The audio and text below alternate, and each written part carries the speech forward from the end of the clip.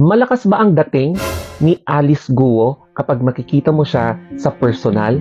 Kasi kung ganito yung magiging reaction ng mga katabi niya, it means meron siyang invisible magnetic aura na napaka-irresistible. Kaya no wonder ganito ang mga reaction ng mga lalaki na nakapaligid sa kanya habang pinagmamasdan ang kanyang face.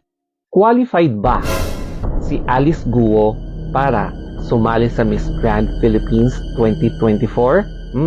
Kung titignan nyo yung kanyang physical profile, baka pwede, di ba? Si Alice Guo kasi ang the most trending social media personality.